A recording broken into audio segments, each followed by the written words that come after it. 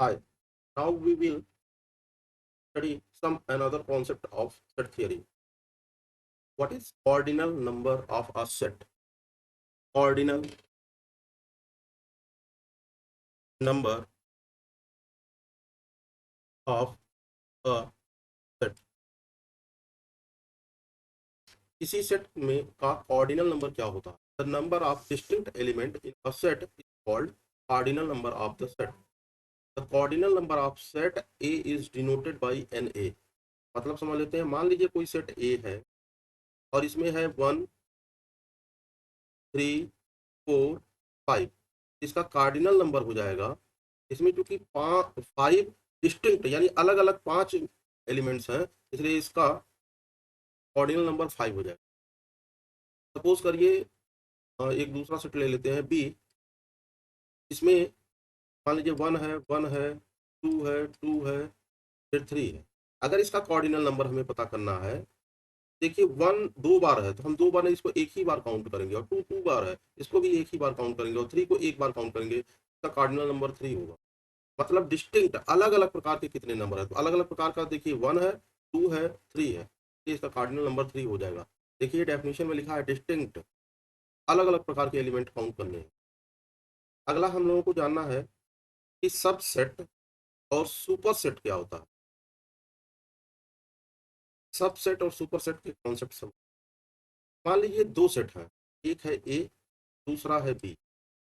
अब ए equal to है, मान लीजिए 1 2 3 4 5, और बी इक्वल टू है 1 2 3 4 5 6 7 8 9. मान लीजिए ये है. तो हम देखते हैं कि ए में जो जो एलिमेंट है वो बी में है, इसके अलावा अन्य भी एलिमेंट है. मतलब पूरा का पूरा ए बी के अंदर आ जाएगा.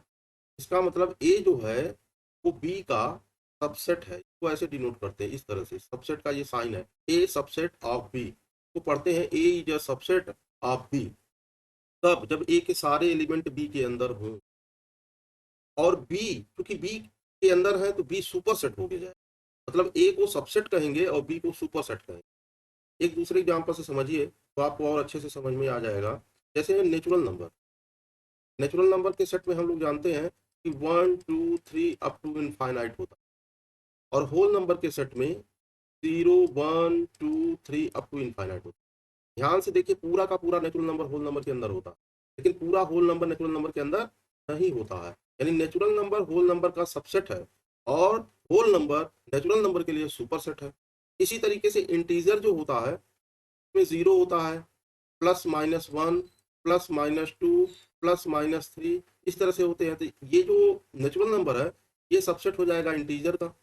होल नंबर जो है सबसेट हो जाएगा इंटीजर का, और इंटीजर जो है ये सुपर सेट हो जाएगा नेचुरल नंबर के लिए और होल नंबर के लिए. तो ये था सबसेट और सुपर सेट. अब हमें कुछ कॉन्सेप्ट समझने हैं. टाइप्स ऑफ सेट्स, सेट्स कितने प्रकार के होते हैं, ये एक एक को समझते हैं. सबसे पहले finite set. What is finite set?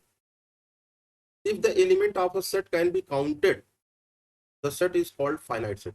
अगर हम किसी सेट के एलिमेंट को काउंट कर सकें तो फाइनाइट सेट है. जैसे यहाँ ए देखिए, ए में 5 नंबर्स हैं, हम काउंट कर लिए. बी के सेट में कितने नंबर हैं हम काउंट कर सकते हैं. लेकिन यही अगर नेचुरल नंबर के सेट को देखा जाए हम काउंट नहीं कर पाएंगे. नेचुरल नंबर में कितने सेट हैं नहीं काउंट कर सकते, क्योंकि ये ऐसे ही बढ़ता चला जा रहा है, 1 2 3 अप टू इनफाइनाइट तक जाएगा.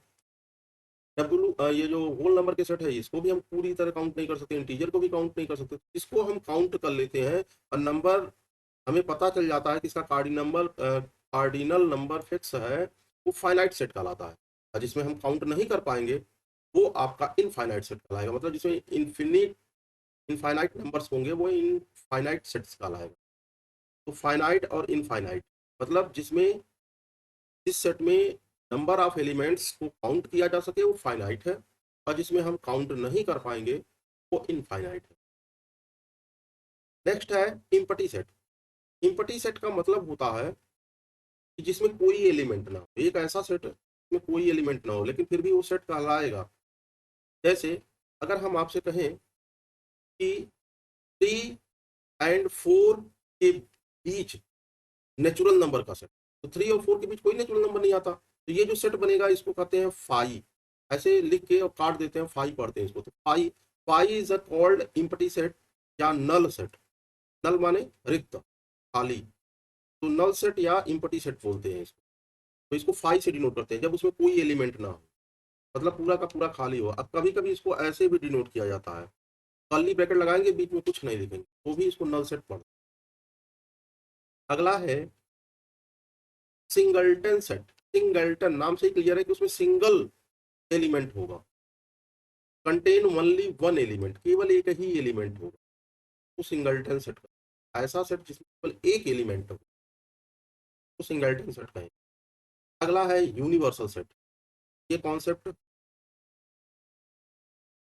समझना जरूरी है क्योंकि इसी के आधार पे आगे के कॉन्सेप्ट क्लियर होंगे। यूनिवर्सल तो यू से लिखते हैं। यू यूनिवर्सल सेट एक ऐसा सुपर सेट होता है जिसमें सारे सेट आ जाए, तो वो यूनिवर्सल कहला।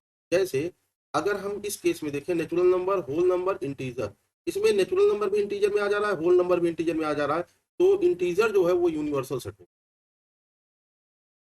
ऐसे एक दूसरा एग्जांपल समझते हैं, जैसे a इक्वल टू है 1 2, b इक्वल टू है 2 3 4, c इक्वल टू है 1 2 3 4 और d इक्वल टू है 1 2 3 4 5।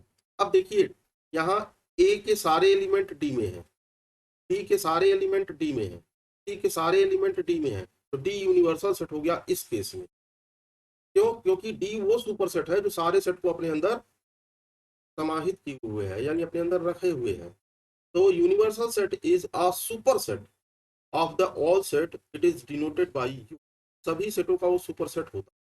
अब समझते हैं एक और कॉन्सेप्ट, इक्वल सेट क्या होता है। इक्वल सेट, इक्वल सेट जैसे ए और बी अगर इक्वल होंगे तो ए के सारे एलिमेंट और बी के सारे एलिमेंट सेम टू सेम होने चाहिए। जैसे ए में मान लीजिए एलिमेंट है 1 1 2 2 3 3 और बी में है 1 2 3, ये दोनों इक्वल है। क्योंकि वास्तव में ए में यहाँ देखो 1 1 रिपीट हुआ है और सेट के अंदर रिपीट नहीं लिखा जाता है, तो ये भी 1 2 3 है, ये दोनों सेम टू सेम है। तो इस तरह से ये इक्वल सेट का, यानी अंदर के एलिमेंट अगर सेम टू सेम हो तो वो इक्वल कहलाएगा। अब एक कॉन्सेप्ट और है इक्विवेलेंट सेट। इक्वल और इक्विवेलेंट ये दोनों डिफरेंस समझना पड़ेगा। इक्विवेलेंट सेट, देखिए अगर ए इक्वल टू है ए बी सी और बी इक्वल टू है 1 2 3, तो ये ए और बी ये इक्विवेलेंट सेट है। इक्विवेलेंट क्यों है? क्योंकि इसमें भी 3 है, इसमें भी 3 है, तो ये इक्विवेलेंट है। लेकिन इक्वल नहीं है क्योंकि एलिमेंट सेम टू सेम नहीं है। अब दूसरा केस देखते हैं। अभी ऊपर वाले केस में देख लें कि ए इक्वल टू है 1 2 3 और बी इक्वल टू भी है 1 2 3, तो ये इक्वल भी है इक्विवेलेंट भी है, क्योंकि 3 यहाँ भी है 3 यहाँ भी है, इक्वल भी है इक्विवेलेंट भी है। तो अगर एलिमेंट सेम टू सेम है दोनों में तो वो इक्वल है, इक्विवेलेंट भी कहलाएगा। लेकिन अगर एलिमेंट सेम टू सेम नहीं है, केवल नंबर सेम टू सेम है, मतलब 5 एलिमेंट यहाँ भी है 5 वहाँ भी है, 10 यहाँ भी है 10 वहाँ भी है, तो इक्विवेलेंट कहलाएगा लेकिन इक्वल नहीं कहलाएगा। इससे हमें एक कॉन्सेप्ट मिल गया कि all equal set are equivalent, मतलब सभी इक्वल सेट जो होते हैं वो इक्विवेलेंट होते हैं। लेकिन इसका उल्टा सही नहीं है, सारे इक्विवेलेंट सेट इक्वल सेट नहीं होते। अब ये देखिए इस कॉन्सेप्ट को हमने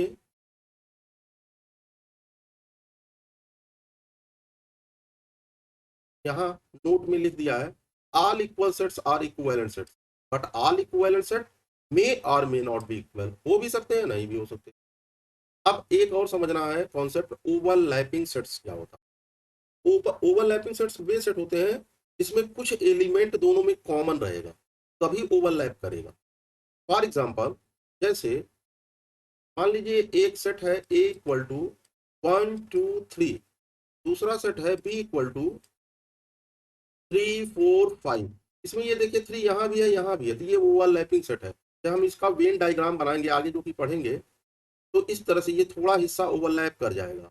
1 2 तो यहाँ है और 3 इस ओवरलैप में जाएगा, जो कि बी के अंदर भी जाएगा, ए के अंदर भी जाएगा, और 4 5 यहाँ हो गया। तो ये 3 जो है, 3 की वजह से ए और बी ओवरलैप कर रहे हैं। इसके अलावा एक कॉन्सेप्ट है ओवरलैपिंग सेट के अलावा, disjoint set. Disjoint set, disjoint set वे सेट होते हैं जिसमें कोई भी एलिमेंट दोनों के कॉमन नहीं होते, यानी दोनों अलग अलग सेट होंगे, इनमें कोई भी एलिमेंट कॉमन नहीं होगा। जैसे ए में है ए बी सी और बी में है 1 2 3, इनमें कोई एलिमेंट कॉमन नहीं है, तो ये डिसजॉइंट सेट है। डिसजॉइंट माने आपस में ज्वाइंट नहीं है।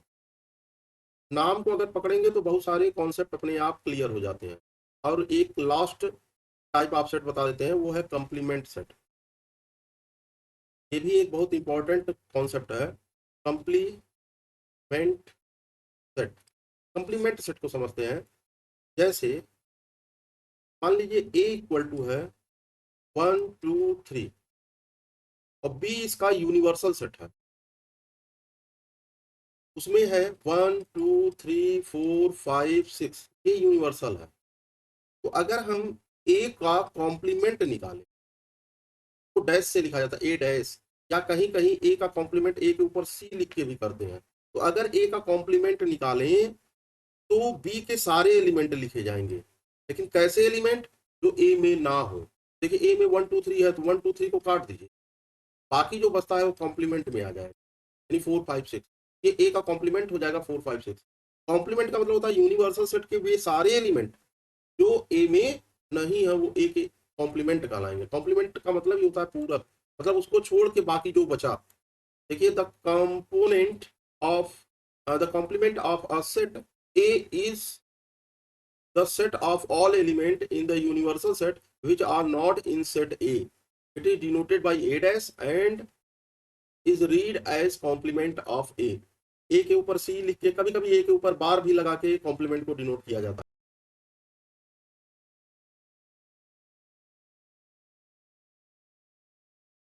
Question number 1, find the cardinal number of the following sets. आपको कॉर्डिनल नंबर फाइंड आउट करना है सेट का। पहले लिख लेते हैं सेट ए इक्वल टू है -2 -1 0 1 2। तो गिन लीजिए कितने नंबर है, 1 2 3 4 5 नंबर है। तो कॉर्डिनल नंबर ऑफ ए यानी number of A is equal to 5। इसी तरीके से question number B, B equal to है x such that x is a element of natural number and x is greater than 2 and less than 7, 7 से छोटा और 2 से बड़ा। तो इसको हम टेबल फॉर्म में लिख लेते हैं, पहले रोस्टर मेथड से लिख लेते हैं। क्या हो जाएगा इसमें, 2 से बड़ा और 7 से छोटा, 2 से बड़ा और 7 से छोटा कौन कौन से एलिमेंट आएंगे नेचुरल नंबर में, 3 4 5 6। अब आसानी से बता सकते हैं कि इसका कॉर्डिनल नंबर कितना हो जाएगा, 4, 1 2 3 4। Question number C, C equal to x such that x is an element of whole number and 3x minus 2 is less than or equal to 7।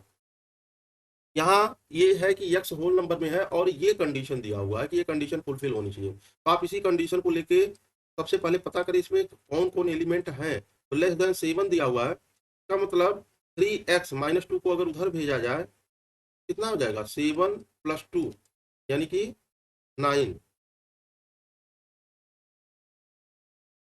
यानी 3x less than or equal to 9, यानी x 3 से divide कर दीजिए दोनों side, तो हो जाएगा 3 less than or equal to 3। तो 3 से छोटे कौन कौन से होल नंबर है, वो सी में आएगा, 0 है, 1 है, 2 है, और 3 के बराबर भी चाहिए क्योंकि नीचे इक्वल का भी साइन लगा हुआ है और 3 भी होगा। तो cardinal number of C is equal to हो जाएगा 4, क्योंकि इसमें 1 2 3 4 एलिमेंट्स हैं, इसलिए cardinal number of C equal to हो जाएगा 4। क्वेश्चन नंबर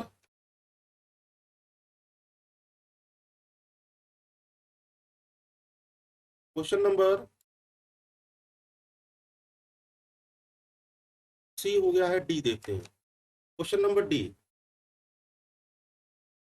एक्स, ये डी इक्वल टू है x such that x is a element of natural number and x is less than or equal to 5।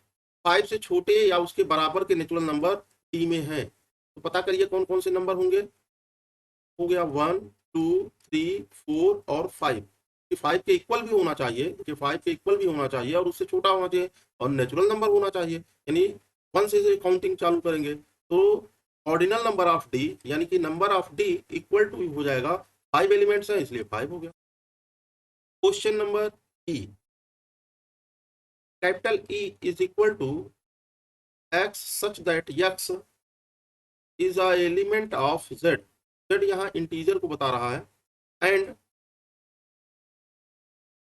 3 से बड़ा है x और 4 से छोटा है।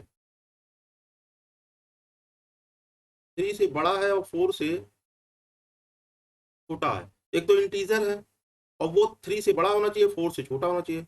ऐसा कोई इंटीजर नहीं है जो 3 से बड़ा हो और 4 से छोटा हो, क्योंकि इंटीजर वन जो आएगा प्लस वाले इंटीजर 1, 2, 3, 4 आता है, 3 के बाद 4 आता ही है। तो इसका मतलब this is a empty set, ये नल सेट है। जब हम इसका कॉर्डिनल नंबर फाइंड करेंगे क्योंकि इसमें एक भी एलिमेंट नहीं आया तो इसका 0 हो जाएगा। नेक्स्ट है question number F, F equal to 3 दिया हुआ है तो यहाँ number of F equal to क्या हो जाएगा 1। क्वेश्चन नंबर एफ में है एफ इक्वल टू 3 तो number of F equal to हो जाएगा आपका 1, एक ही एलिमेंट है। और क्वेश्चन नंबर सी को देख लेते हैं, लास्ट क्वेश्चन है 1 का। X such that x is a letter of word Visakhapatnam. पहले इसमें कौन कौन से लेटर हैं इसको फाइंड कर लेते हैं। देखिए एक बी है, आई 2, एस 3, ए 4, के 5, एच 6, फिर ए आया तो ए एक बार हो चुका है, 7 ए हो चुका है, 8, 9 ए हो चुका है, 10। तो यहाँ कार्डिनल नंबर हो जाएगा 10, 10। तो आप चाहें तो इसके पहले लिख लें टी इक्वल टू में कौन कौन से एलिमेंट आ रहे हैं, P I S A yes H yes के बाद ए के एच के एच फिर ए आ रहा है विशाखापत्तनम, पी का P A T N M, यही है 1, 2, 3, 4, 5, 6, 7, 8, 9, 10। तो नंबर ऑफ जी हो जाएगा आपका 10। This is the answer.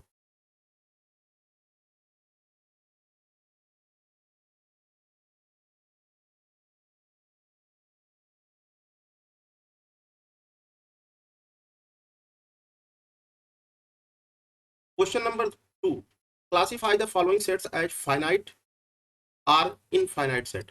हमको इसको बताना है कौन सा फाइनाइट है कौन इनफाइनाइट है। अब डेफिनेशन याद कर लीजिए कि फाइनाइट में हम काउंटिंग कर पाएंगे, इनफाइनाइट में हम काउंटिंग नहीं कर पाएंगे।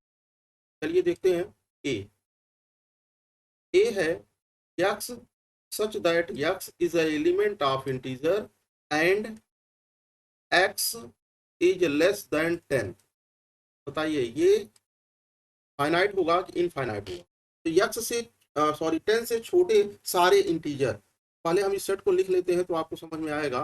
10 से छोटे वाले चाहिए, यानी 9, 8, 7 ऐसे करके आएगा 0 और पीछे जाएगा -1, -2, -3 ऐसे करके यहाँ माइनस इनफाइनाइट तक जाएगा।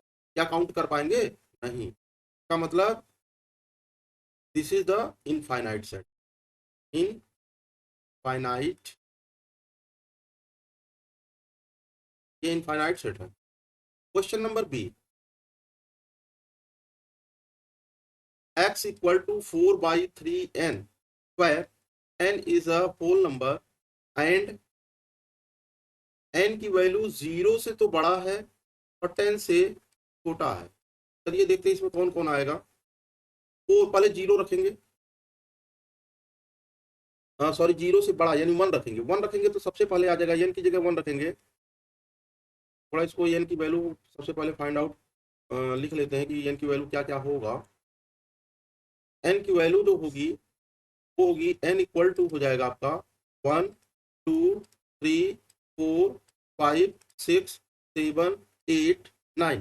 अब इसलिए एक्स की वैल्यू क्या होगी, जब एन बराबर वन होगा तो यहाँ हो जाएगा 4/3।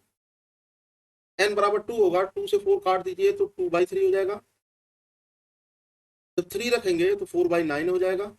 एन की जगह फोर रखेंगे तो 3 4 जा 12 यानी 4/12 हो जाएगा। और फोर से फोर काट दीजिए तो 1/3 हो जाएगा, यानी 1/3 हो जाएगा। देखिए यहाँ ये जो यन है इसी की जगह पे ये यन वाली वैल्यू एक एक करके रखिए तो आपको सारे ये मिल जाएंगे। अगला एन की जगह अगर 5 रखेंगे तो 5 3 जा 15 यानी 4/15 हो जाएगा। एन की जगह 6 रखेंगे तो 2/9 हो जाएगा। एन की जगह 7 रखेंगे तो 4/21। एन की जगह 8 रखेंगे 4 2 जा यानी 1/3 या 6 हो जाएगा, 1/6 हो जाएगा। 9 रखेंगे तो 9 3 जा 27, 4/27 हो जाएगा। अब देखिए ये फिक्स है, जब एन फिक्स है तो यक्स भी फिक्स हो गया, यानी हम इसे काउंट कर सकते हैं। जब काउंट कर सकते हैं तो इसका मतलब हो गया है, तो यहाँ नंबर ऑफ यक्स जो होगा इस सेट का वो हम काउंट कर सकते हैं, 9 हो रहा है। इसलिए ये क्या हो गया, this is the finite set, ये फाइनाइट सेट है। Question number 2C, x such that x is an element of natural number and x is greater than 11। देखिए 11 से बड़ा है x का मतलब इस सेट में 12 13 14 dot dot dot to infinite आएगा। का मतलब ये सेट क्या है, फाइनाइट सेट है, इन finite set. Question number D, x such that x is a element of natural number and x is greater than or equal to 10 and less than or equal to 11। इसमें कौन कौन आएगा, एक तो 10 से बड़ा होना चाहिए या 10 के बराबर होना चाहिए तो 10 तो आएगा, 11 से छोटा होना चाहिए और 11 के बराबर होना चाहिए यानी 11 भी आएगा। इस तरह से ये कौन सा सेट हो गया, इज द फाइनाइट सेट। क्यों, क्योंकि इसमें एलिमेंट कांस्टेंट है, इसको हम काउंट कर सकते हैं।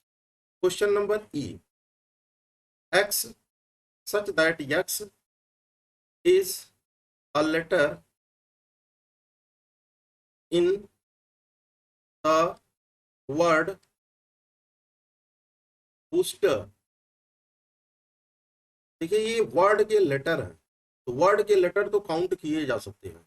इसका मतलब जब वर्ड के लेटर काउंट हो सकते हैं तो ये फाइनाइट सेट होगा। इसमें देखिए कौन कौन से लेटर हैं, बी है, ओ है, एस है, टी है, ई है और आर है, इसको काउंट किया जा सकता है। Hence this is the finite set. Thank you.